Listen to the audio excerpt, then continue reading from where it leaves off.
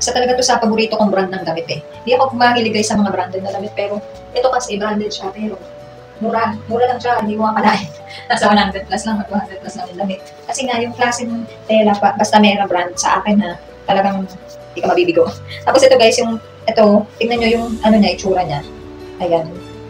Wait lang, lapit ako. Yung pagka-black niya, kahit black siya, hindi ka kakabahan na, di ba, madalas pag mga ganito. Iisipin mo, pakapitan ng mga himol-mol, ganyan.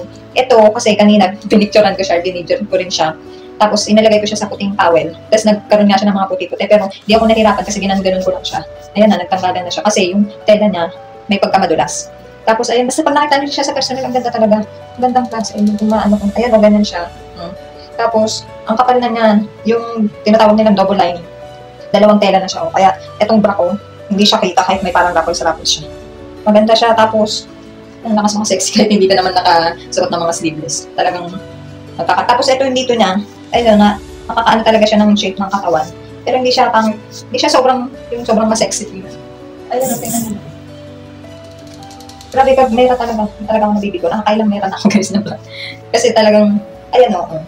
Tapos simple-simple lang yung style. Hindi kasi talaga ako sa mga long sleeve. Dati may long sleeve ako guys. Gusto ko yun, pero ang itsura nun, parang pag naananggas siya ng mga himol-mol, nahirapan ako tanggalin. Pero ito hindi.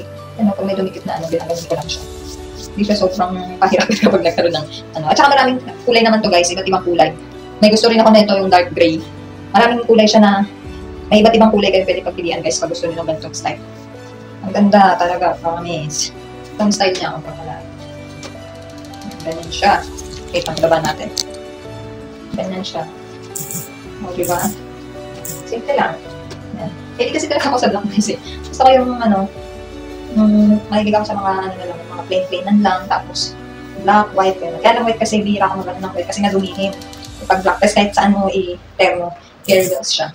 Ayun lang guys, pag bet nyo rin itong i-try, nalagay ko dyan sa yellow basket guys, pag bet nyo rin.